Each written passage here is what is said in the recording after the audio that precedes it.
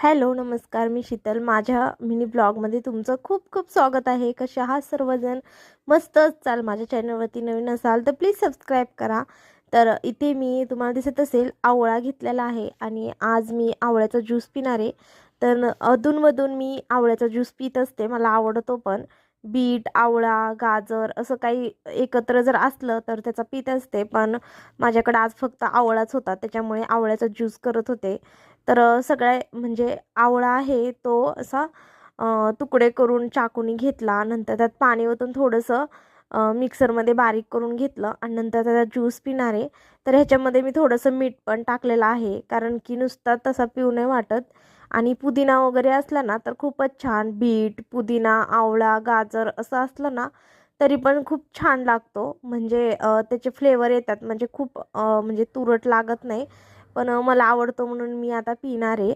तर खूप छान वाटतं. आणि खरं सांगू का, म्हणजे आपल्याला असं छान वाटतं तो ज्यूस पिल्यावर, म्हणून मला आवडतोच. आणि नंतर मी ते मुलांसाठी नाश्त्याला, म्हणजे माझं वरण राहिलेलं होतं, मग चला म्हणलं वरणबट्टी बनवूया, म्हणून मी इथं जे आहे बट्टी बनवायला घेतलेलं तर ते वाफवून घेतले गोळे. आणि नंतर मग मी असे काप करून त्याला तळून घेणार आहे. कसं मुलांना तळलेलं खूप आवडतं म्हणून मी तसंच करणार आहे. तर वरण गरम करायला ठेवलेलं आणि ह्याचे छोटे छोटे काप करणार आहे, खूप मोठे मोठे नाही. म्हणजे ते थोडंसं कुरकुरीत लागलं ना एकदम छान लागतं. म्हणून मी आता तसंच कापून जे आहे ते तळून घेणार आहे आणि खूप छान लागतं. म्हणजे आपण लगेच बनवू पण शकतो, खूप काही साहित्य घ्यायची पण गरज नाही आहे. त्याच्यामुळे मी गव्हाचं पीठ, रवा, बेसन असं म्हणजे ते वापरूनच केलेलं आहे. नंतर मी ते मुलांना देत होते. तर मुलांना गरम गरम दिल्यावर पण खूप आवडतं आणि ते नुसतं पण खाऊ शकतात. असं मी तळलं होतं, तुम्ही बघू शकता कसं कडक कडक तळलेलं आहे, म्हणजे खूप छान लागतं ते. नंतर मग मी ते जे 2 ब्लाऊज शिवलेले होते दिवसभरात ते तुम्हाला मी दाखवणार आहे. तर इथे हा एक बोटनेक शिवलेला होता, तर त्याचा गळा असा सिंपल काढलेला होता. तर त्यांना असा पाहिजे होता म्हणून शिवलेला आहे, तुम्ही बघू शकता. तुम्हाला कसं वाटतं ते पण कमेंटमध्ये सांगा.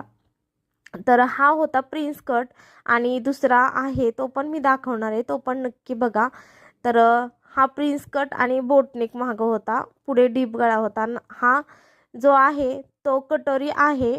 तर त्यांचे सगळे ब्लाऊज मी कटोरी शिवले आणि एक फक्त जो आहे बोट म्हणजे प्रिन्स कट शिवलेला आहे. तर इथे बघा, मी अशी याची जी मोठी लेस आहे ना त्यातमधून छोटी लेस काढून अशी लावलेली आहे आणि खूप सुंदर दिसते. तर तुम्हाला हा मिनी ब्लॉग कसा वाटला कमेंटमध्ये नक्की सांगा.